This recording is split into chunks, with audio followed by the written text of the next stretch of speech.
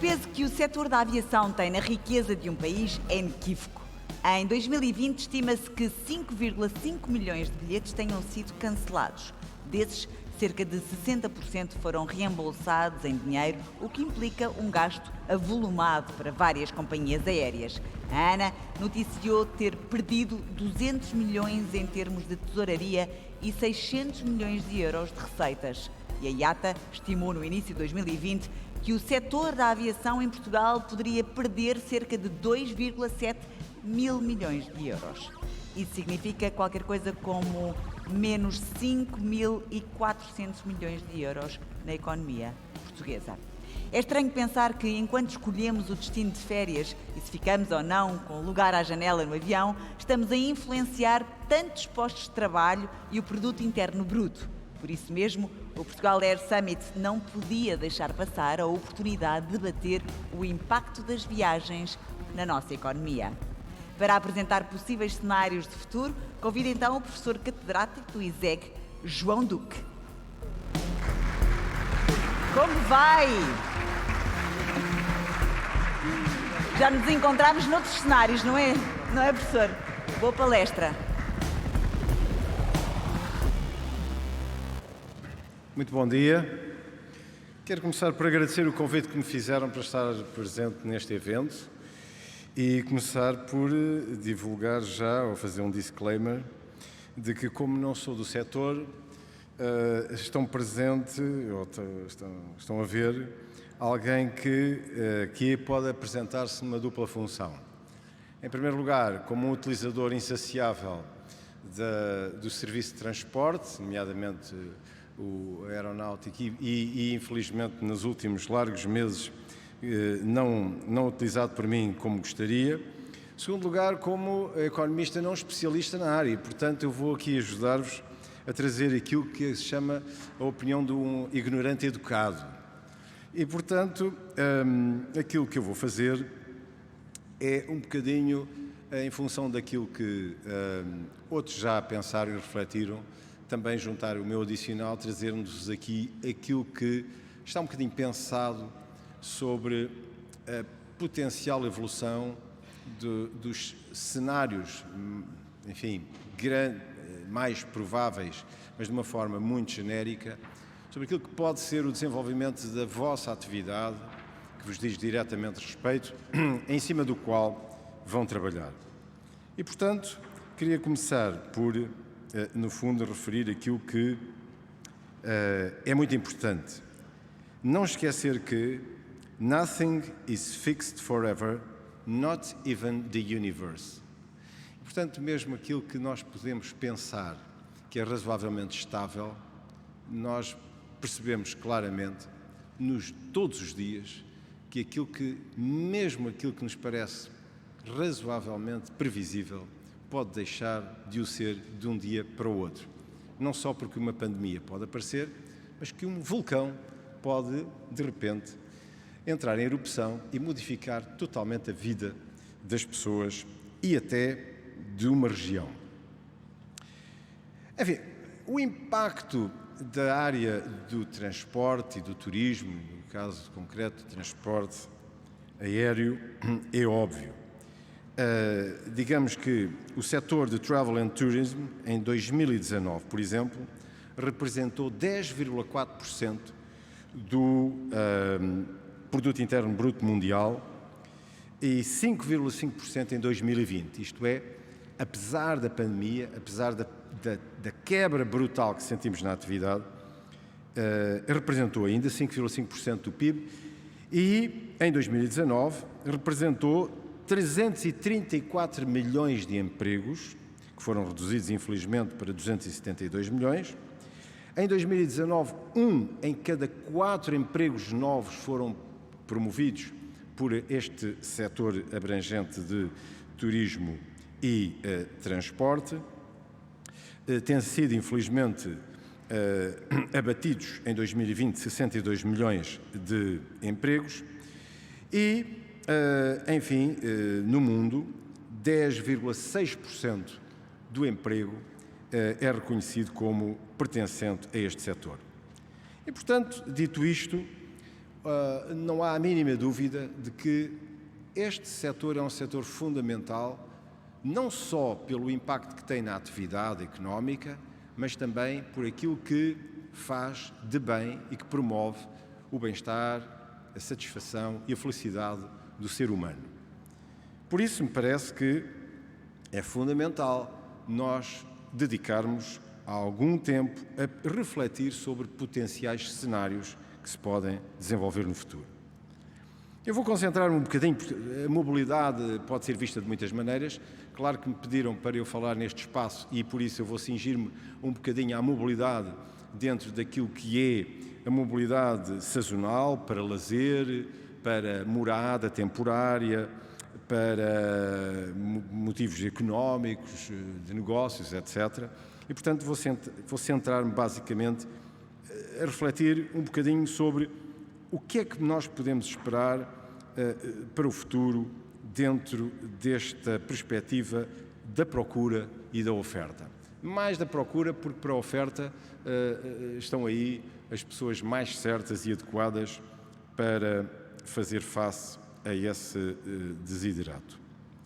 Ora bem, o mundo, como vos disse desde o início, e este é o princípio que parto, está em transformação permanente. E eu salientava 3 aspectos que são muito importantes nessa transformação. Em primeiro lugar, a transformação demográfica. Ora bem, a demografia do planeta está a modificar-se. Nós continuamos a reproduzir-nos mais do que aqueles que morremos e, portanto, a população no universo, no planeta, vai continuar a crescer, embora não uniformemente em todas as regiões. Por outro lado, é muito provável que tenhamos mais tempo para lazer, o que significa que mais tempo poderá ser usado para ocupar o tempo de não ocupação por motivos de trabalho. Já sabemos que há empresas com muito sucesso a trabalharem na área dos 3 dias por semana, dos 4 dias por semana, com 3 dias de fim de semana, e muito provavelmente, esperamos nós, porque esse não seria o nosso desígnio, nós gostávamos de aumentar potencialmente 3 para 4 e alargar a cada vez mais pessoas essa possibilidade de ocupação menos intensa durante o período de trabalho. Potencialmente haverá mais migrantes, e os migrantes por motivos laborais ou outros, mas os migrantes são uma fonte de potencial atração ou motivação para deslocação.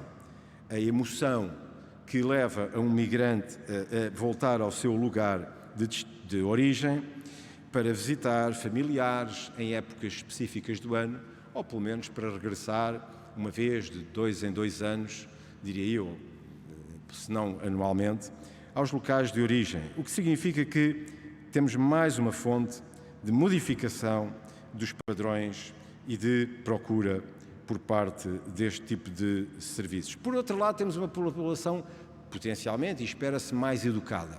O que quer dizer que essa população mais educada tenderá a querer ir visitar os locais que conhece, porque sobre eles aprendeu quando estudou História, quando estudou Geografia, quando estudou Sociologia. E, portanto, quer saber, quer conhecer as culturas locais, os locais e os templos. Por outro lado, espera-se que nós vamos ter melhores condições económicas e sanitárias e uma vida mais longa, o que quer dizer com mais tempo para usufruir, mais lazer e mais, portanto, com mais disposição para essa atividade.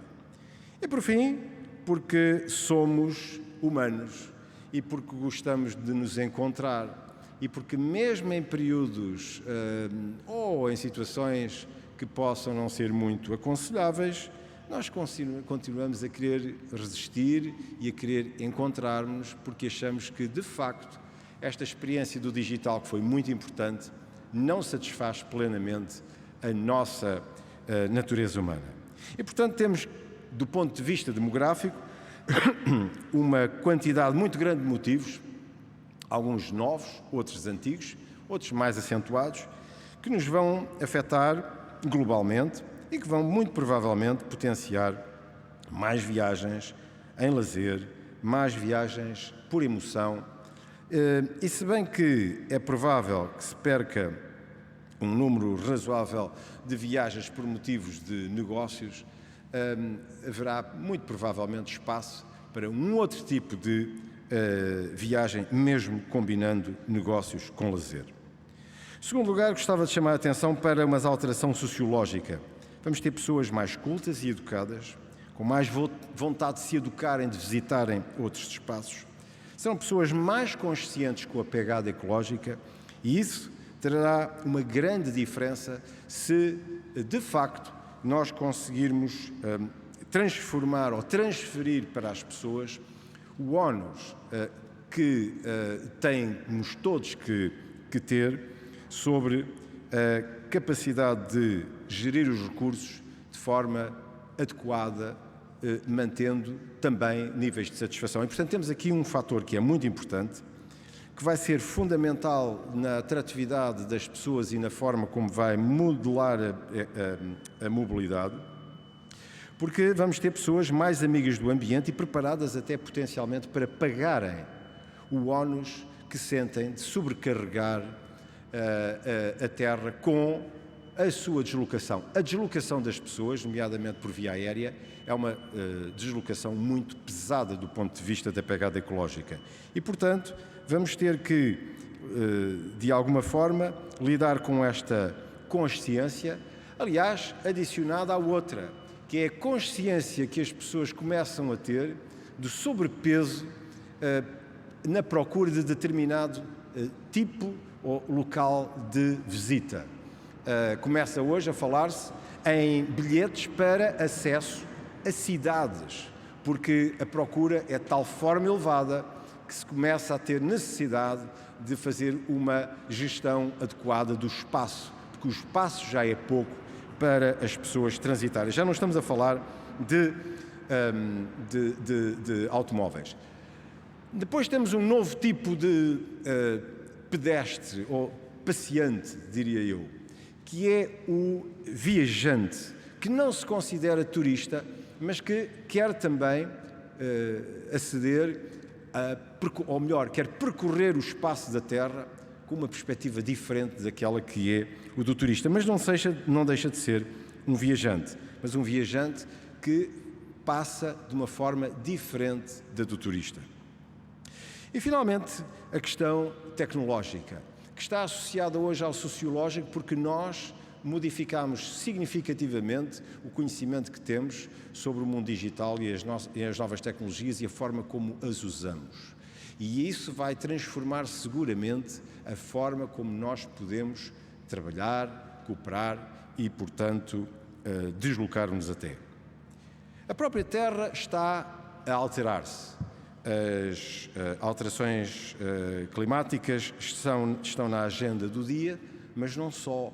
Hoje fala-se em escassez de água potável, em esgotamento de recursos naturais e, portanto, temos uma série de problemas que se podem colocar e que podem, de uma forma muito forte, muito efetiva, impactar na atividade económica de todos aqueles que se dedicam à mobilidade. As alterações climáticas podem ter impactos muito significativos nos atuais locais de destino e nos atuais locais de origem, porque se modificar significativamente o clima, então as pessoas, muito provavelmente, poderão ter escolhas e farão escolhas seguramente diferentes daquilo que fazem hoje, porque muitas das deslocações são feitas por motivos climáticos, para se aproveitarem em ocasiões ou espaços onde o clima é de facto diferente do clima onde nós vivemos. E, portanto, para além da destruição daquilo que são o nível das costas, com a subida das águas do mar, etc. Portanto, nós vamos ter uma alteração que pode ter um impacto significativo nos próximos anos, até ao nível do destino das populações. Ora bem, para enquadrar tudo, temos sempre os Estados, não é? Nós tivemos aqui a presença do Ministro e nós sabemos que os Estados e os governos são particularmente intervenientes através de regulação e do preço. E, portanto, eu acho que é importante percebermos que, quer pela regulação, quer pelo preço, vamos seguramente ter um impacto nestas atividades por via destes agentes. E estou a falar, quando falo em preço, em pagar os direitos de poluição, que podem ser cada vez mais pesados, cada vez mais onerosos na mobilidade de bens e de pessoas. E, portanto, vamos contar seguramente com as boas notícias que vamos ter destes reguladores e destes agentes de Estado, porque seguramente eles não vão perder a oportunidade de, mesmo na justificação de que estão a zelar pela sustentabilidade dos seus espaços sob governo ou do planeta, vamos ter seguramente formas de regular e de ativamente controlar a mobilidade das pessoas. E, portanto, eu diria que, de um lado da procura, nós vamos ter, e do constrangimento, nós vamos ter alterações significativas que eu penso que vão ser seguramente impactantes ao nível da atividade do transporte. É preciso, claro, de responder por parte da oferta, com formas mais eficientes do tratamento energético e do tratamento daquilo que é o impacto da pegada ecológica quando nos deslocamos, particularmente para distâncias acima dos 600 quilómetros, porque, particularmente na Europa, todos estamos à espera de uma alteração muito significativa daquilo que é o deslocamento de pessoas, ou a deslocação de pessoas em espaços relativamente próximos, na ordem dos 500 quilómetros ou 600 quilómetros. Portanto, a questão está em saber como é que nós vamos gerir e como é que nós vamos manter uma atividade que é importante, é fundamental. Nós vamos querer mais, que é mais mobilidade, mas tendo a noção de que não estamos a pesar demasiado e a onerar demasiado o planeta. E por isso há aqui, na literatura, pelo aquilo que eu encontrei, há aqui dois cenários que vos queria deixar como alternativos. São um bocadinho extremos, mas são os dois cenários que estão em cima da mesa. O cenário catastrofista é um cenário que aponta para o chamado tribal trading ou warlordismo. Portanto, é um cenário em que, no desenvolvimento, ou melhor, no agravamento da escassez de recursos, pode levar à criação de áreas que vão disputar, que vão lutar, que vão chamar ou querer ficar dentro das suas áreas com os recursos que têm e que com dificuldade os vão querer transacionar. Portanto, é os chamados senhores da guerra. E, portanto, uma das possibilidades de desenvolvimento deste cenário é o que resulta de uma constatação de que, na ausência de disponibilidade de meios, cada um ficará com os seus. Se assim for, este é o cenário catastrofista em que muito poucos se vão mover fora das suas regiões. É um cenário que não é posto de fora porque, de quando em vez, e nós assistimos regularmente a ameaças deste tipo de desenvolvimento, em que a escassez de uma determinada matéria-prima pode levar à agressividade dos espaços políticos na luta por esse recurso escasso. Nós chegamos a ver sinais disto nas vacinas, quando começámos a ver políticos a insultarem-se pela não libertação das vacinas. Porquê? Porque havia a sensação no início de que era um recurso demasiado importante e escasso. Se desenvolver muito este tipo de mentalidade, isto terá um impacto brutal naquilo que é a atividade económica, pela dificuldade de acesso a recursos vitais como sejam a água, o petróleo, o gás natural, o que for. Nós sistematicamente ouvimos ameaças de que determinada região que fornece pode deixar de fornecer para ficar para si com estes recursos. O outro cenário, que é aquele que eu acho que é o mais interessante, é o do chamado modelo de boas intenções. Mas atenção, o modelo de boas intenções não é o modelo que temos, porque nada vai ficar igual.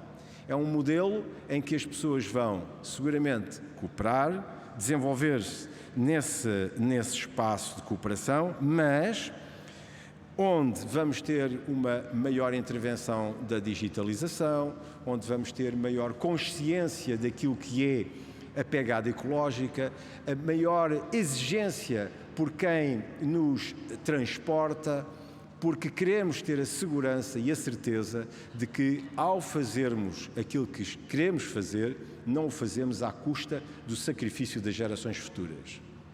E, portanto, é fundamental nós percebermos que, para desenvolver uma atividade tal como que provavelmente estão ligados, têm que ter consciência de que os que o vão procurar no futuro vão procurar numa ânsia diferente. E se temos que fazer restrições, então temos que fazer restrições inteligentes. A óbvia restrição que me parece absolutamente natural é, perante a incapacidade da Terra poder absorver, e dos seres humanos poderem absorver, porque a Terra absorveria seguramente, mas os seres humanos absorverem a quantidade de poluição que estão a gerar, é reduzirem seriamente a poluição do dia-a-dia para a reservarem para a poluição sazonal. Isto é, deslocarmos-nos de uma forma mais inteligente no dia-a-dia para podermos, compensadamente, utilizar na deslocação sazonal ou por motivos absolutamente inultrapassáveis. Em suma, estamos perante a possibilidade de dois cenários muito diferentes e muito opostos e aos quais não estão alheios aquilo que vai ser a relação entre os principais blocos económicos mundiais. Estou a falar da União Europeia, dos Estados Unidos e da China. A forma como estes três blocos se vão desenvolver, quais são as suas relações e qual a sua forma de desenvolvimento conjunto vai ser vital no desenvolvimento da humanidade, no desenvolvimento da criação da tal modelo de boa vontade, ou também designado de globalização orgânica. E por isso, meus caros, a minha mensagem que vos digo é: estejam atentos à macropolítica, porque ela vai ser determinante naquilo que é o vosso futuro.